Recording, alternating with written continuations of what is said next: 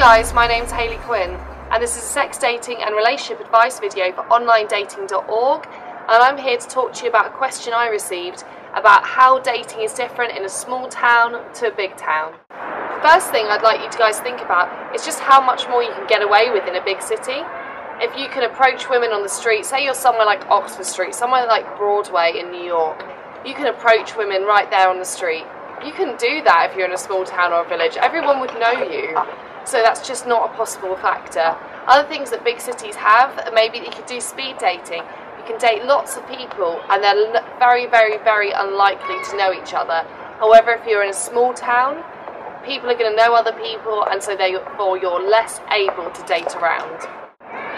This fact that there's such a bigger population in cities than villages or small towns has two distinct knock-on effects. One, you have much greater anonymity in a city, which means you can get away with dating multiple people and they're hardly ever going to be able to find out about it. The second factor is volume. In London, you could date a different person every day of the week and never run out of eligible people. Now, if I think back to the small town that I grew up in, you would run out of people pretty quickly if you tried to date them every single day of the week. This means that I think if you're in a small town, you're going to be tended to want to keep and maintain your relationships more than in a big city. It's much easier to write people off. You could just nitpick on a small detail, decide that you never want to see them again. And so your first dates are going to be short, and people will dispose of other people much, much more rapidly in a big city. So, in a sense, because there's so much more choice available, you have to do more to distinguish yourself in a big city. You have to be more aggressive in terms of putting yourself out there to meet people. You can't avoid to flake or to cancel on people so much, and you have to put your best foot forward in making that first date impression. Whilst maybe in a small town, because there's less people available to speak to, that's going to cut you a little bit more slack.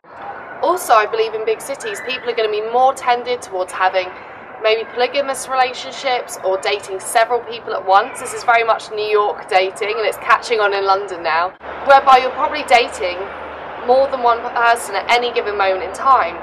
This means that you keep your options well open until a front runner develops. So if you're in a big city and you're dating, I would assume the other person that you're dating is seeing several other people as a matter of course.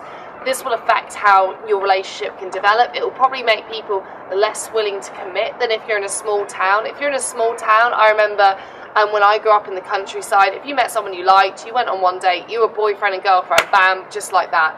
That does not happen in big cities. In big cities, you date around, the other person dates around, and it's only when you fall madly and hopelessly in love with each other and can't bear the jealousy anymore that you commit. Anyway guys, my name's Hayley Quinn, and I've been giving advice on the difference between small and large town dating, and I'm a dating expert with onlinedating.org.